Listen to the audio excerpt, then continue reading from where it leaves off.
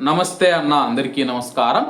సుమారు మనం చూసుకుంటే కానీ 20 సంవత్సరాల నుంచి అయితే తిరుపతి నుంచి కువైట్ మరియు గల్ఫ్ దేశాలకు విమానాలు నడపాలని చెప్పేసి ప్రవాసాంధ్రులు ఎవరైతే ఉన్నారో వాళ్ళు వచ్చిన ప్రతి గవర్నమెంట్ను అయితే అడుగుతూ ఉన్నారన్నమాట. కానీ ఏ గవర్నమెంట్ అయితే పట్టించుకోవడం లేదన్నమాట.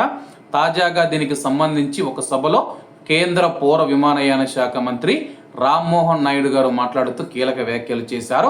ఏం మాట్లాడారో ఒకసారి మీరు కూడా వినండి.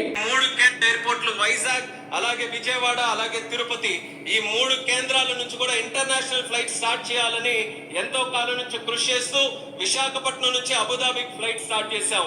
సింగపూర్ చంద్రబాబు నాయుడు గారు వెళ్ళిన తర్వాత తిరిగి వచ్చి ఫోన్ చేసి ఎట్టి పరిస్థితుల్లో విజయవాడ సింగపూర్ స్టార్ట్ చేయాలనంటే 100 రోజుల్లో విజయవాడ నుంచి సింగపూర్ కూడా ఫ్లైట్ వేశాం.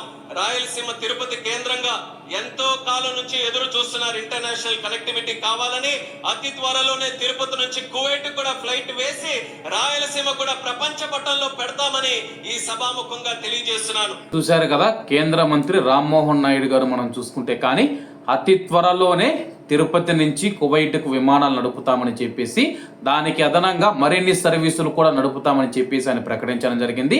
సీఎం నారా చంద్రబాబు నాయుడు గారి సమక్షంలో మనం చూసుకుంటే రామ్మోహన్ నాయుడు గారు అయితే ప్రకటించారన్నమాట. మరి అతి త్వరలో అంటూ ఉన్నారన్నమాట. త్వరలో కూడా కాదు, అతి త్వరలో అంటూ ఉన్నారన్నమాట. మరి అతి త్వరలో విమానాలు ప్రారంభమవుతాయో లేదో వేచి చూడాల్సి ఉంది. ఒకవేళ విమానాలు ప్రారంభం చేస్తే కానీ కువైట్ మరియు గల్ఫ్ దేశాల చరిత్రలో మనం చూసుకుంటే రాయలసీమ వాసులు, ఆంధ్రప్రదేశ్ రాష్ట్ర ప్రజలు ఎవరైతే ఉన్నారో వాళ్ళు చిరకాలం గుర్తు పెట్టుకుంటారన్నమాట. కాబట్టి అతి త్వరలో ఈ యొక్క విమానాలు ప్రారంభం కావాలని చెప్పి మనం అందరం ఆశిద్దాం. మరి మంత్రి రామ్మోహన్ నాయుడు గారి వ్యాఖ్యలపైన మీ యొక్క అభిప్రాయాన్ని కామెంట్ రూపంలో తెలియజేయాలని కోరుకుంటూ అందరూ బాగుండాలి, అందులో మనం ఉండాలి. అందరికీ నమస్తే అన్న, జై హింద్.